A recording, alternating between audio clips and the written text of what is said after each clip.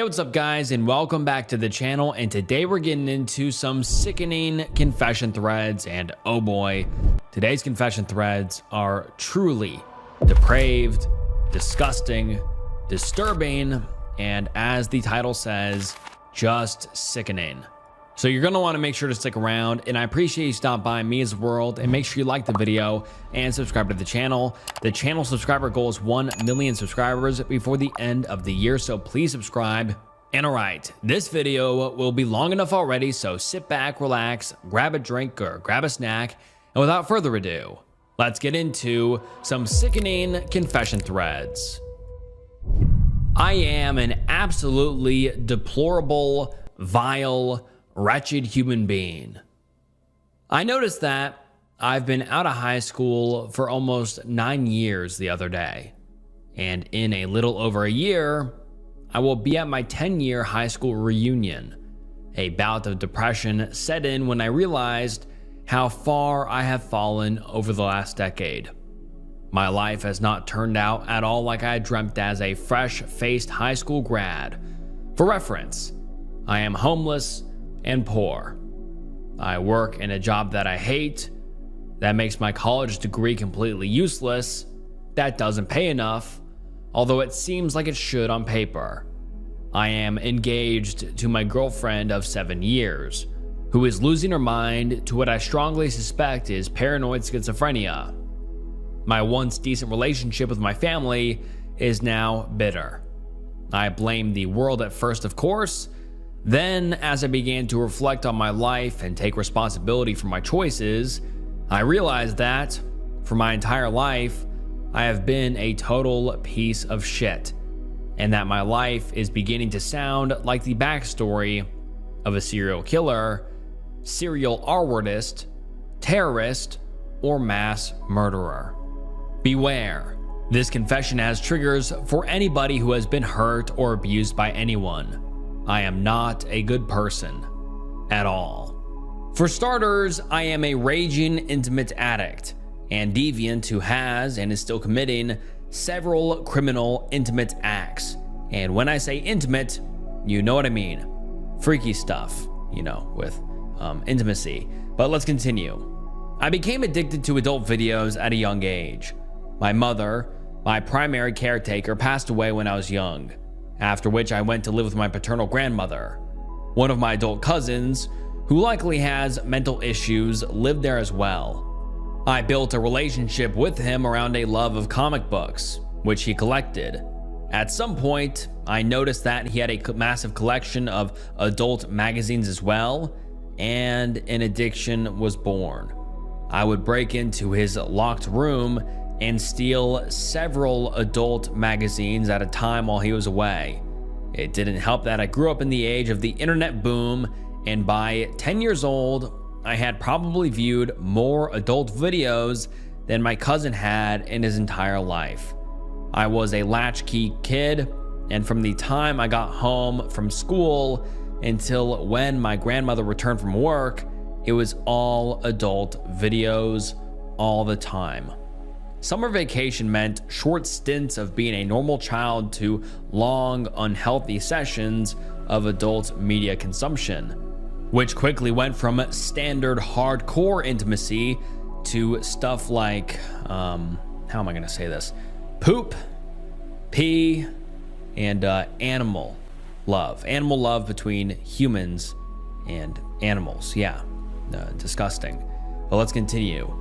All years before I could even physically jerk it, this culminated in my first actual crime. I stole my grandmother's credit card to buy a subscription to a website, adult website. I have never admitted this to anyone.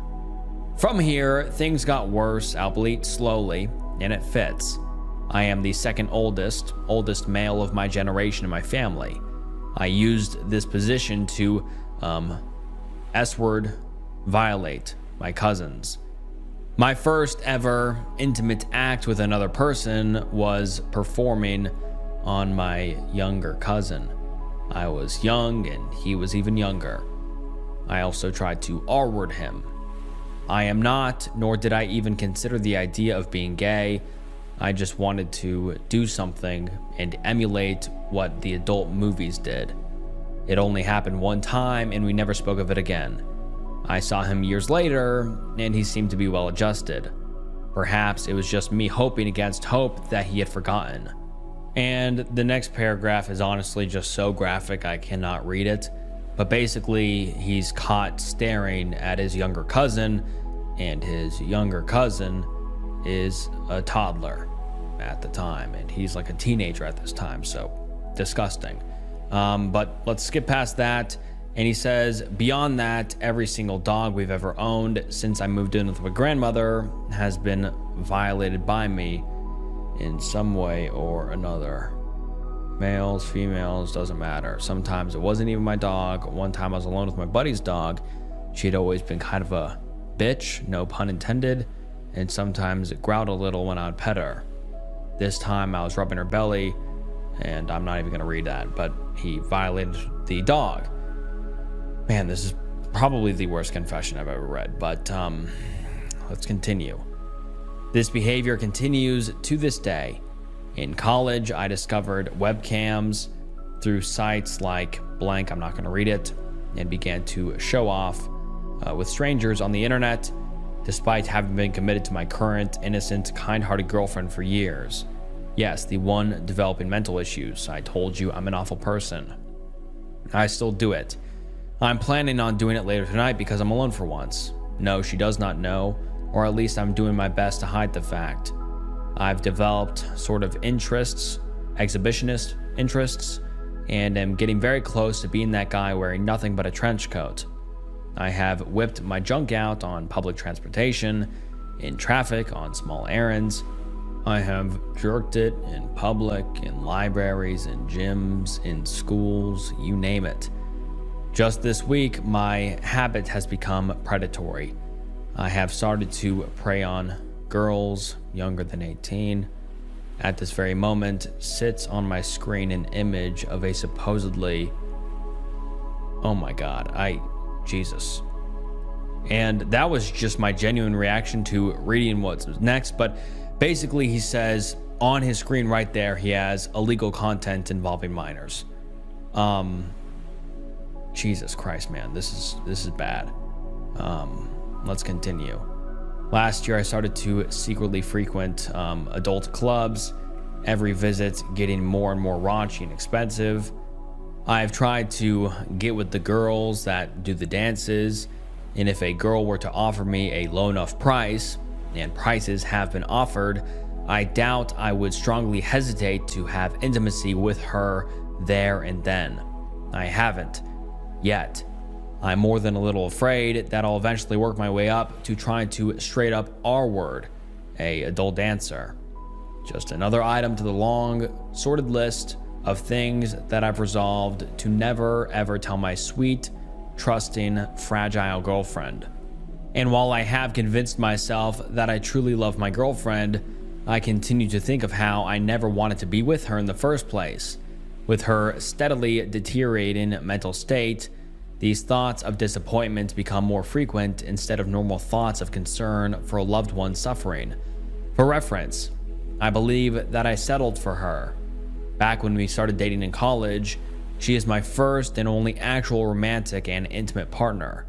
I always wanted to fall in love growing up, but I was hopelessly inept around women. Socially awkward, self-conscious, and immature. I always felt like I fell short with the opposite gender. I was also your standard issue nice guy, putting women up on a pedestal, trying to manipulate women with my niceness, endlessly lamenting being put into the friend zone. I probably had more than a few creepy stalker moments.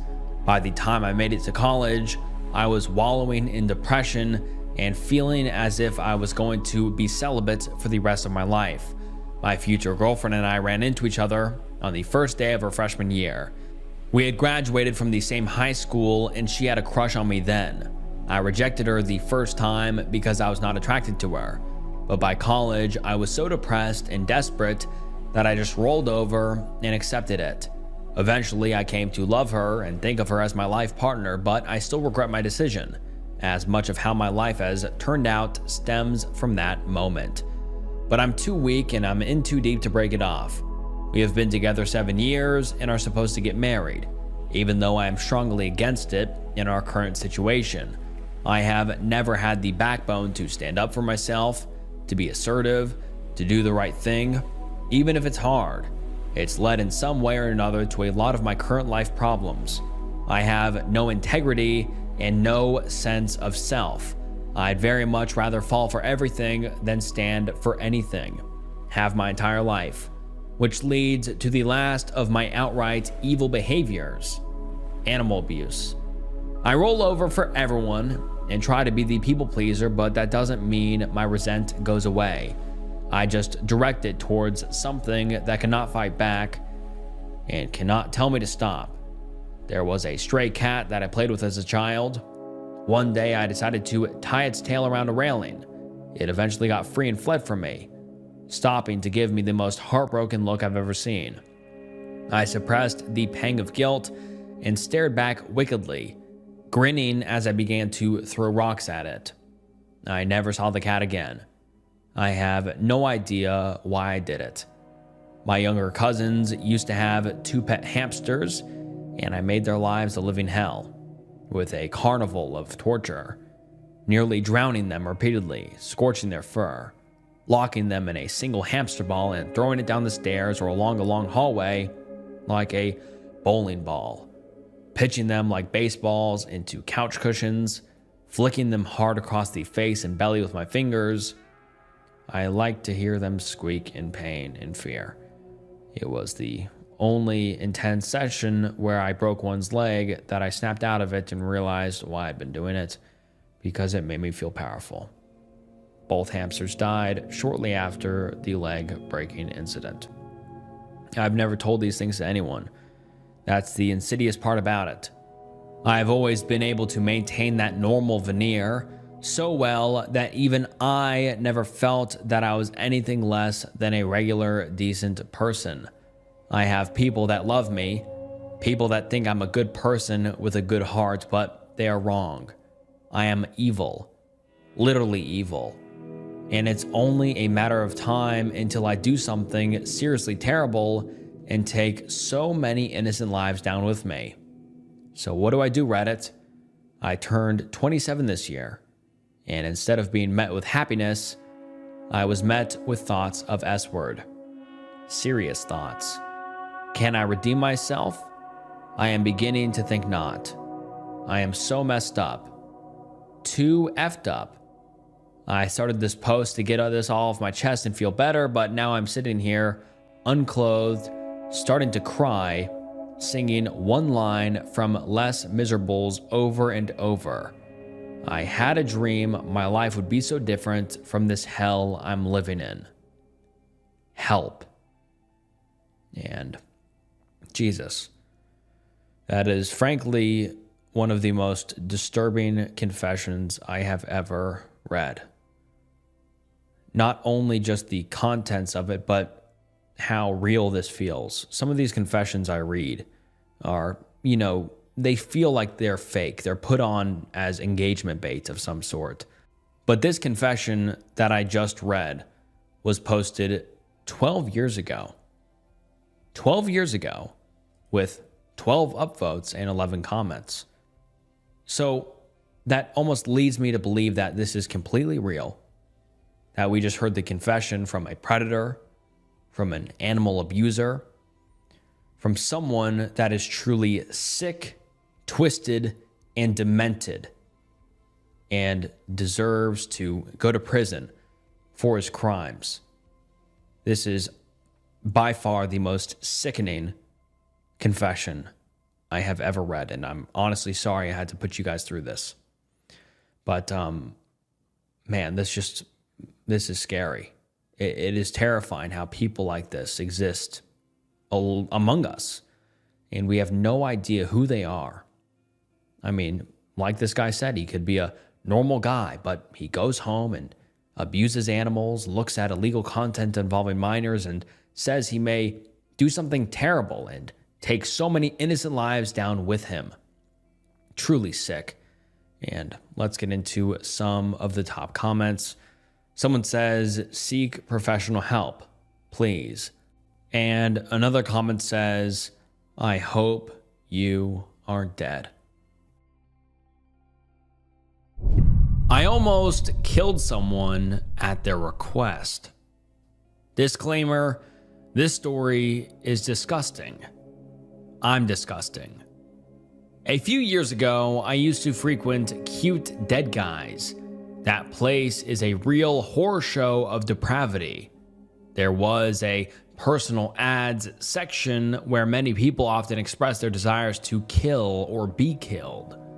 During this time of my life, I was very mentally ill. I was struggling with intense homicidal ideation and many dark thoughts. Thus, why I was on the website to begin with. Anyways, one particular personal ad stood out to me. An older man was asking to be killed for real. He has a interest for it. He wanted to be killed, then cannibalized. He lived only a few hours' drive from me. I, having intense homicidal ideation at the time, jumped at an opportunity to kill. Having found a willing victim in my vicinity, I felt like I had hit the jackpot. We talked online for a while, and my would-be victim assured me that he was dead serious about wanting to be killed. We met up, and together we bought cough syrup and alcohol to numb the pain he would feel. We rented a hotel room, then made our preparations. When he handed me the kitchen knife and bared his throat to me, reality came crashing down on my head. I was about to kill a man. I was about to become the next Armin Meiwes, which is a person that was arrested for doing a similar thing. I covered it in a dark web video once, but let's continue. I immediately became ill and lightheaded. I called it off. We went our separate ways and never spoke again. Sometimes I wonder if he found somebody to kill him or if he's still looking. This is a sick story, but I just had to get it off my chest. In case you are wondering, I'm much more stable these days. And now let's get into some of the top comments. Someone says, wow, you were lucky you saw clearly at the end. You very nearly crossed a line that can't be uncrossed. I'm happy that you're feeling more stable these days, though. I killed my own pet when I was tripping on acid. It was my third time ever taking acid. The first time was awesome. The second, not so much. But it had been a few months and I got a few trips cheap, so why not? My parents bought me a blue-tongued skink for my 16th birthday, and I was 19 at the time. The skink, which I named Blue, so original, is quite a low-maintenance pet and an overall beautiful creature. I loved taking him out, letting him explore new surroundings, and sometimes hand-feeding him. I loved this guy so much I would handle him every day, and sometimes just watched him and how he moved around.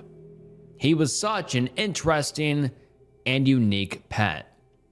Anyway, it was a Saturday afternoon and my parents had gone away for the weekend. I'm an only child, so I had the place to myself. I dropped the acid 5 minutes after they left in the morning. Naturally, a few hours had passed and I was tripping kinda hard. I was playing some video games to ease myself into it, but now it was becoming too difficult to play. I felt uneasy, wasting my trip playing video games. So I grabbed a drink, put on some electronic music, and went to sit outside in the sun. Lost in my own thoughts, there was a palpable feeling of loneliness. I started pacing around only for my thoughts to increase in intensity. I went back into my room to watch a movie or something. As I walked into my bedroom, I glanced down at the side table to see if Blue was up and about. He was. Not only that, but he was propped up on his back legs, clawing at the wall. Common behavior. I took this as a sign that the universe wanted me to take him out. Blue was very content with being held. He didn't wiggle around unless you held him incorrectly. I took him outside and I was sitting where I was before with him in my lap, letting him soak up some good old natural vitamin D. I started stroking his head slowly like I usually do. He enjoys head pats. I guess it's hard to know exactly what they like, but his eyes closed when I did it, which seemed to indicate he liked it. Every time I stroked down his scaly head, I felt the contours so vividly. I could almost feel his energy or life force or something being released as my fingers went down his body. It's like I could see something rippling away, like when you drop a stone in a lake.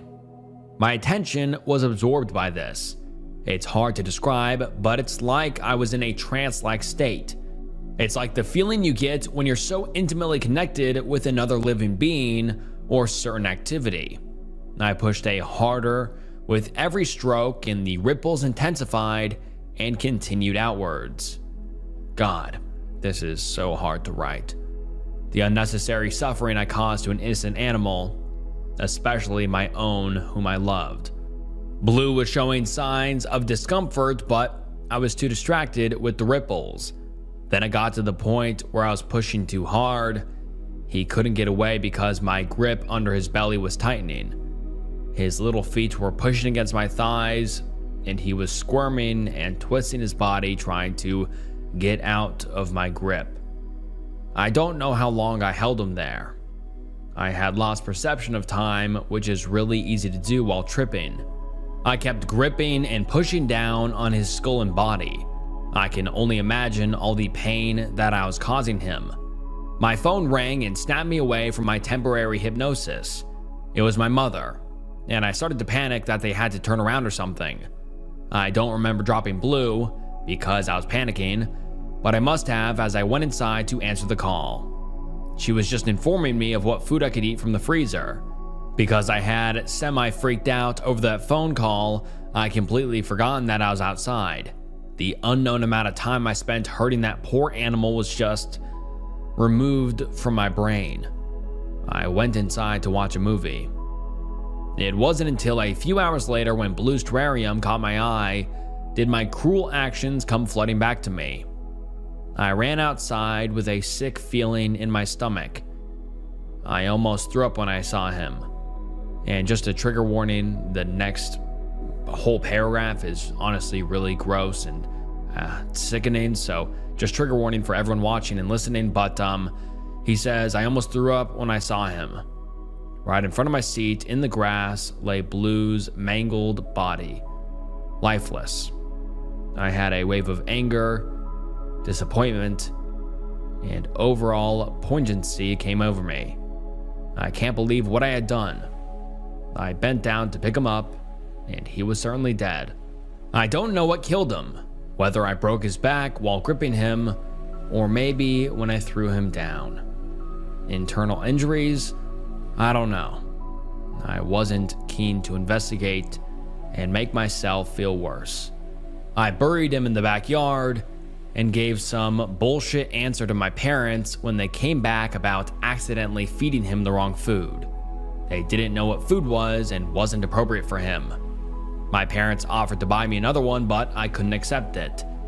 Not after what had just happened. Not after what I had done to Blue. I don't deserve it. I still have dreams about this shit. Usually more exaggerated and violent ones. Dreams where I crush his skull with my hands and I wake up feeling awful all over again. I'm a terrible person for doing this, and I probably deserve those sleepless nights. I ended an innocent, beloved animal's only existence on this earth, and there's nothing I can do to bring him back. I'm sorry, Blue.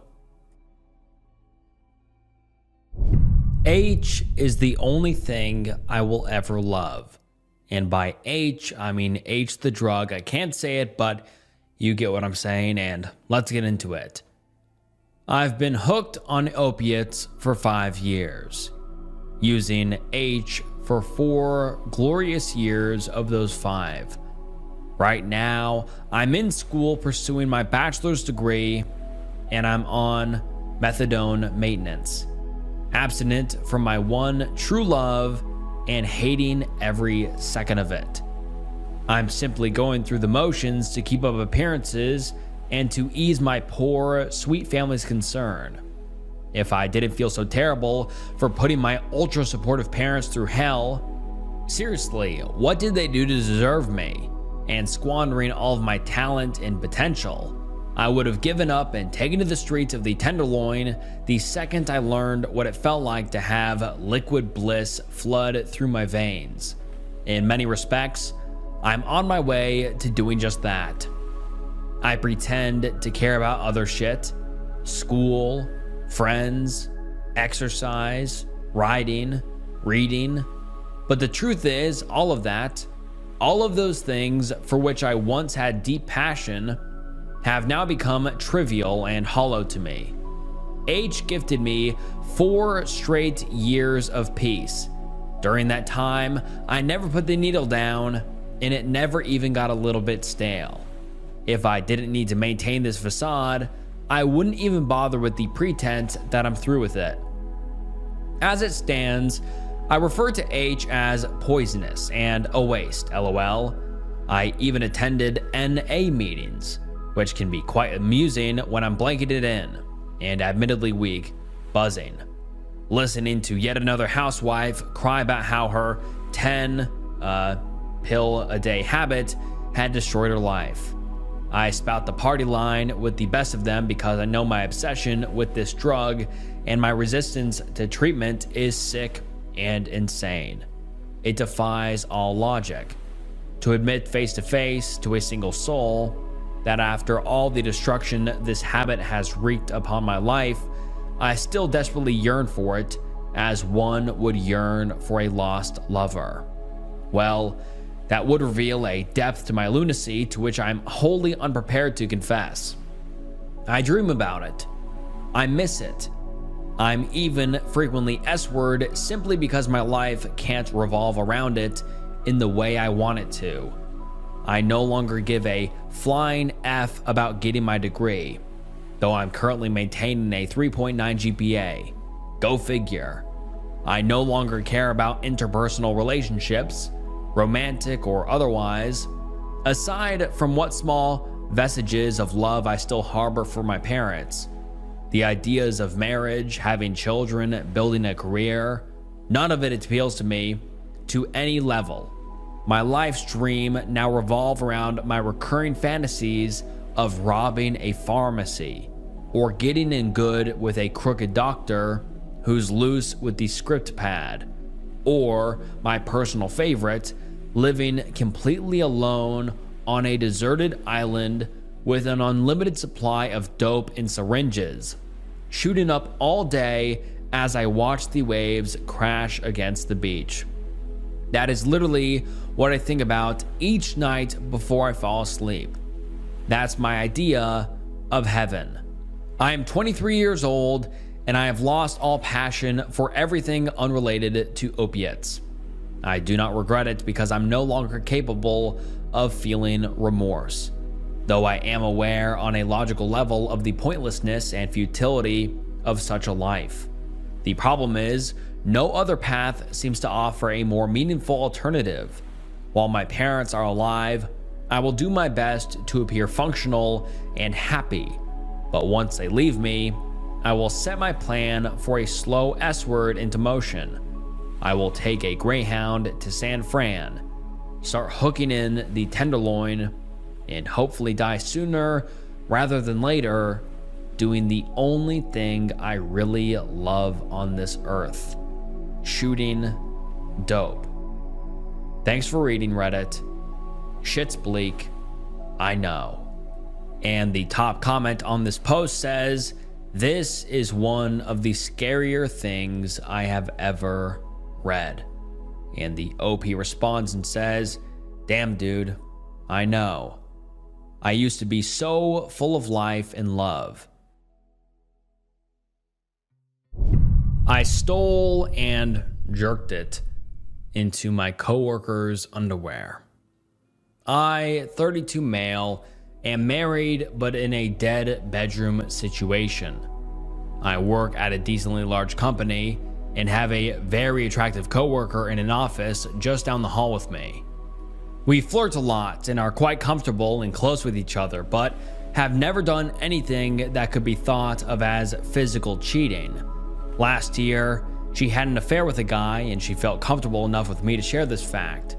I've had my share of fantasies where she and I hook up as well, so knowing that she cheated on her husband already made it hotter for me.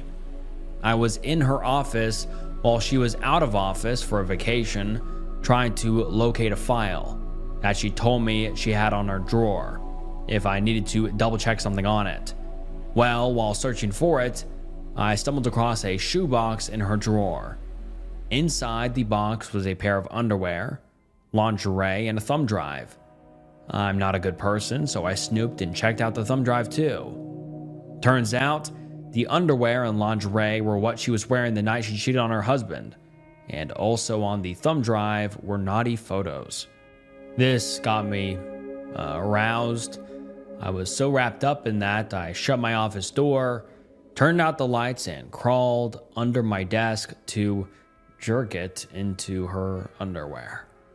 I then put the underwear back in the box along with the thumb drive, not before making a copy of the photos for myself, and put it all back in the drawer where I found it. I'm not a good person, but if my wife would just have intimacy with me, maybe I wouldn't have these issues. And now let's get into some of the top comments. Someone says, "Dude, what the hell? This has nothing to do with your wife not having intimacy with you. You are just a creep."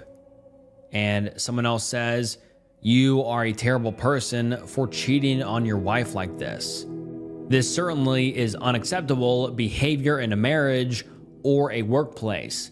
If you want your wife to have intimacy with you, text her throughout the workday.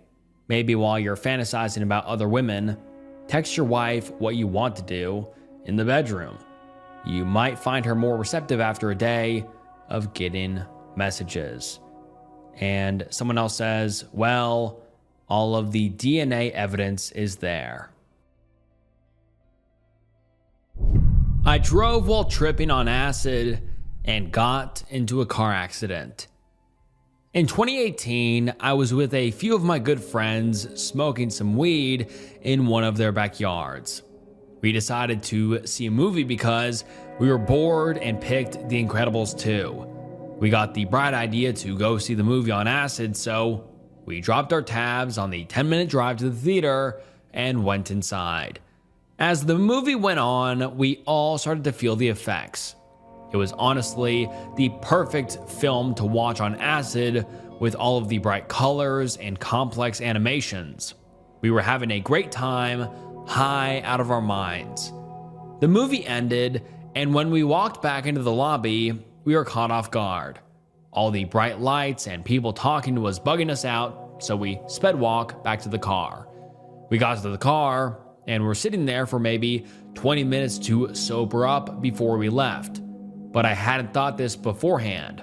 The peak of an acid trip is usually 3 to 4 hours in, and you're back to normal after 8+ hours have passed. By this time, it had only been 4 hours. We noticed that the parking lot was emptying out, and a security vehicle had passed by us twice already. We got kind of paranoid and mutually decided that we should leave. I didn't know how I would drive, but I was confident enough to just do it. I left the parking lot and got on the road towards home. I was honestly surprised at how well I was driving, but didn't want to make it seem like I had any doubts, so I didn't say anything. After about 10 minutes, we were close to home, but hit a really bad traffic jam. All 3 lanes were merging into the one left lane because of late night construction. I was halfway into the left lane, but the car in front stopped, so I was kind of diagonal between the 2 lanes. We were sitting there completely still for a good 10 seconds before I see a BMW accelerating towards my car. The guy crashed into my driver's side door, and we were all in shock. He reversed, and I got out of the car. When I was speaking to him, I could smell the booze on his breath. I told him I knew he was drunk and took his wallet from him. I got all of his info and was going to take his cash, but all he had was singles. I told him I'd call the cops if he didn't give me money to fix my car. He agreed and followed me down the one open lane. I should have just called the cops, but my friends and I were all high, so I thought it was a bad idea. Well, this drunk asshole decided to drive through the construction zone at like 60 miles an hour and evade me. I had all of this information, so I went to his house with my friends, and his landlord answered. He was pretty huge and told us to get off his property, so we did. Eventually, the drunk guy's friend met up with me and gave me some cash and begged us not to call the cops. So yeah, I didn't hurt anyone, but driving under the influence is a horrible thing to do, and that night definitely taught me a lot. Also, next time a drunk driver hits me, I'm just gonna call the cops because that guy could have killed an innocent construction worker, and it could have been prevented if I just called 911. Feel free to call 18-year-old me any names you'd like. I was definitely an idiot that night. I'm just glad my friends and I were okay. And now let's get into some of the top comments. Someone says, dude, you could have killed an innocent construction worker. And the OP replies and says, that's true. We were both not meant to be driving that night. But I stressed that point about the construction worker because he literally drove through the cones and sped through the blocked off part of the highway where guys were working on the road. I wasn't an A1 driver that night, but I knew to at least stay on the open part of the highway, lol. But yeah, definitely the last time I'm driving like that. I've been cheating on my husband so long that I don't even know if our child is his or not. My husband and the man I'm sleeping with both look kind of similar. White, dark hair, light eyes, my type. My husband and I have been married since 2008, and I've been sleeping with another man in 2007. Dates overlapped and blended in together. I don't know when I was with who. I'm thankful our son came out the way he did. I guess I'm more thankful I've been sleeping with a man with similar physical traits to my husband. No one knows except my best friend, and she has secrets too, so I know she'll never tell. I'm too scared to do a DNA test because I truly don't want to know the truth. Our happy little family is fine the way it is. We barely fight, are good financially, and have a lovely home. I don't want to ruin anything by having that test done, but I do regret overlapping dates and sleeping with my husband and boyfriend way too close together. And now let's get into some of the top comments. Someone says, wow, there are no words. You've taken away so many years from this man's life that he could have been in a serious relationship. If you were already cheating on him before you were married, you never should have gotten married. So much for your vows to him. Anyways, take a DNA test. If it's his, stay with him, but you should leave him anyways for the years of cheating. If it's not his, leave him. Another person says, conflicted. You're not conflicted. You'd have to actually have something resembling morals in order to be conflicted. How could you possibly give a shit about your kid's paternity when you don't give a shit about the kid's father? And another user says, let your husband decide if he wants a paternity test after you tell him. Or if you do one without him knowing and the child isn't his, I'm sure you won't lose any sleep keeping the secret. But in seriousness, this isn't about you or your husband or the other guy. This is something you need to do for your child. And another user says, it saddens me there is scum like you in the world. Lie to your husband, your child, and to yourself. I hope there is a special place in hell for people like you. If I was your kid growing up and finding out, and they will, I would hate you for life. I turned a girl into a speed freak and eventually gave her drugs for intimacy. I am a former drug dealer. I haven't sold any drugs in a long time and don't plan on doing it again because I have a good job and selling drugs can be very stressful. I mainly sold weed, but occasionally sold hallucinogens like LSD and mushrooms when I could find them. There's some rare mofos where I'm from, and also pills like Adderall.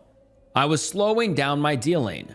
I didn't realize it at the time, but the gradually decreasing number of sales I had been engaging in would eventually lead to no sales at all. My customer base had been slowly disappearing because I was lazy and pretty unreliable, and I finally quit dealing when my customer base was pretty much nothing. It's way easier to quit selling drugs when you're barely making profit. Back in the day, quitting was unfathomable because of how many Benjis found their way to my pocket. Before I decided to quit, I was trying to find myself more customers, and I asked a few girls I knew if they'd heard of Adderall. They had all smoked weed and drank alcohol before, but none of them had tried speeding. I easily convinced them to try it, and they all bought and tried one. None of them asked to buy another except for one girl. We can call her Sarah, not a real name. Sarah, over the next few weeks, gradually bought more and more pills off of me, starting with 3 pills a week, all the way up to 2 a day. For a month or 2, she was buying 2 pills off of me every day. She lived 3 blocks away, and we both had cars anyways, so meeting was never a problem. The day it happened, I was at her house. I had just gotten a new bottle of pills, and she was really excited to buy some because it was extended release. The pills release into your body initially when you take it, and again 4 hours later, instead of instant. We had always had a flirty female customer and male drug dealer type of relationship. Any male drug dealers know what I'm talking about. She would always touch my arm. When she'd hug me, her chest would always end up pressed against my chest so I could see her cleavage. She'd always wear the most revealing clothes around me. She'd always smile at me and say, "Hi, it's just a ride," emphasizing my name in a intimate way, etc. Keep in mind that even though she was acting as if she had interest in me, it was completely because of the drugs. I'd sometimes give her an extra pill or two, and she'd be really flirty / all over me the next day. As a drug dealer, I felt fake a lot of the time. I felt like I was constantly having to pretend to like people I didn't like to make sales. No one wants to buy off of an asshole. And even though I knew she was being fake to me, it felt good to pretend like someone actually cared about me / was into me. So we're in her house. She can't find her wallet. She tried to pull this on me before.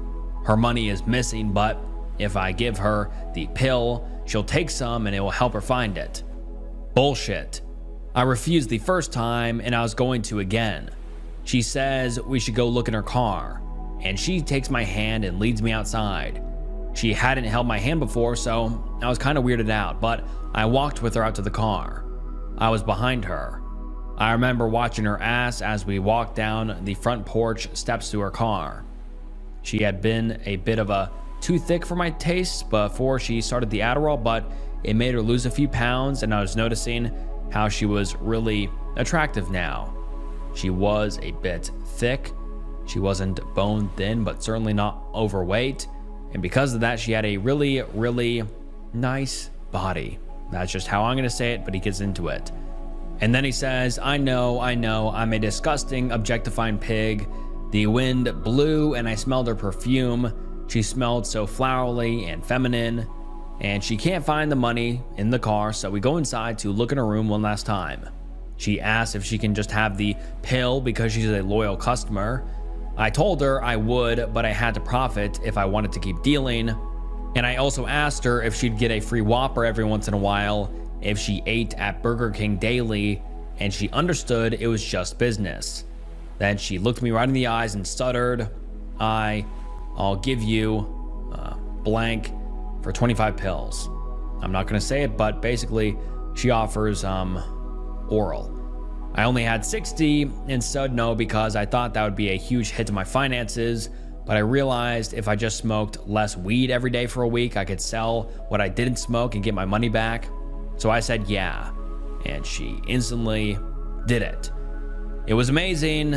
We were smoking a cigarette afterwards, and I was gonna leave her house, but I was still attracted. So I told her she could have the rest of my pills if she had intimacy with me. She didn't hesitate at all. She led me upstairs, and I did the deed. I lasted longer than I expected. Blah, blah, blah, blah, blah.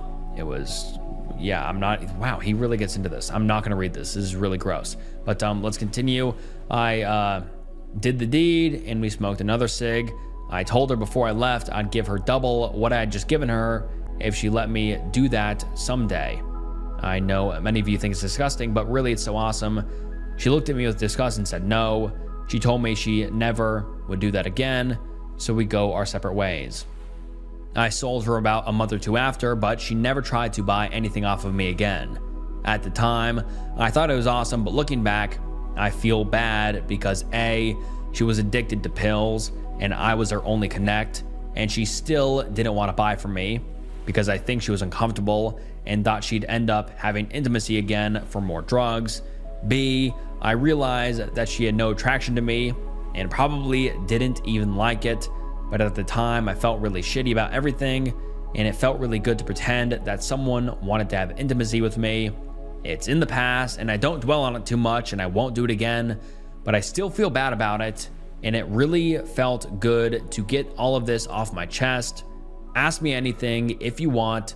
I'm comfortable answering most things about this. Sorry for the wall of text. I pissed off a local gang member and was so terrified of telling my family that I made up a lie that I got a job in New York City and had to leave as soon as possible. I was a really dumb kid, like ridiculously dumb. I grew up in Baltimore. I partied a lot, did drugs, sold drugs sometimes, but I wasn't the worst of the worst or even close to it really. We lived near gangs and heard shootings a lot, but I was always sort of on the periphery of that kind of stuff. Anyways, I was 19 years old at a party. I had no idea whose party it was, but it was a ton of fun. While drunk, me and my friend were upstairs and we found a big bag of pills, like one of those big Ziploc bags, filled all the way to the top, in the back of a mini fridge in one of the bedrooms. We drunkenly took the bag and put it in my friend's book bag. Then we left the party, laughing the entire way, talking about how we were going to split it and all of that. It was a white boy party in Pigtown. I didn't expect anyone to come after us. I woke up the next morning. My friend had the pills in his bag. I realized that it was an absolutely terrible decision, and right away regretted it. But I also realized there was no real way out of it. I just hoped nobody found out. Anyways, a few days later, my friend beat me like 7 times in a day. This was 1998. And I called him and he said that people were saying that people knew it was us who took the drugs, and that it was the property of some guy named Mickey who was coming to find us, who was apparently a gangbanger in West Baltimore. He said he heard it all over his high school, and his high school was way more gang infested than mine, so I knew what he was saying was true. He said he was going to New York the next day to go live with his cousin to lay low for a bit, and that I can come if I want. His mom didn't give a shit if he lived or died, so I didn't think she minded that he was leaving. My family though, both parents are educated and normal and everything. I couldn't just leave out of the blue. Hell, they got worried if it was out past midnight on some nights. So I told my friend, name is Jordan, my parents have met him once, to help me create a lie by using his cousin to call my house phone and call my name. Then tell me all about a job that he could hook me up with. It worked perfectly. He called my house phone, put on the best old white guy accent he could, and mentioned that I had asked about working with him in New York before and that a position opened up. I came home and my parents were thrilled, and they told me to talk to the guy right away and call him back. I called him back and he started yelling at me saying I better not be in his house for longer than a few days and that I owe him for that bullshit he pulled to get my parents on board with that. I still laugh thinking about that whole scenario. It felt like something out of a movie, but at the same time, I was so scared that I didn't even think about how ridiculous it all was. I just wanted it to work. My parents were suspicious at the idea that I had to leave the next day, but I told them that I had a friend who was there that I could stay with, and I wanted to set up in New York for a week before the job started regardless. This technically wasn't the first time I had left home. I spent a year in college before. The job was a low-level journalist job, which is what I told them. I told them I would call them every day. Then me and Jordan drove our ass to New York that night, freaking out but also kind of oddly happy that we actually got away with that. Guess what? Jordan brought the big bag of pills. I suppose I wouldn't know what to do with it regardless, but I was pissed at him. It was all sorts of narcotics, sort of separated in the bag by a weird sheet. I stayed with Jordan's cousin, and he was really aggressive and rude towards me when we first met. I was kind of terrified by him, but we eventually became closer friends. He was aggressive because he thought I was a gangbanger and wanted me out of his apartment ASAP, but he slowly found out I wasn't and warmed up to me. He also warmed up to us when he found out we had a bunch of drugs. It helped that he had a huge apartment with a spare bedroom. Anyways, I eventually found a job, got my own apartment with 2 roommates. Jordan went back to Baltimore after like 7 months and was apparently fine. And I kept up with the stupid, ridiculous lie that I was working as a journalist at NY1, a local news station. I provided no evidence or anything to support this. I tried to keep contact with my parents as minimal as possible. I eventually told them I got laid off, but that I had another job, my real job, set up for me. It's funny because something like this would never work today. They would have Googled NY1 and realized there was no way my uneducated self could have gotten a job there. I didn't even know what it was, but it's a major news station in New York City. Anyways, that's basically the entire story. I love telling it, although for quite a few years I didn't tell anyone because I was still so scared of getting found out by Mikey or whoever drugs those were. I would visit my parents a few times a year, figuring I was fine.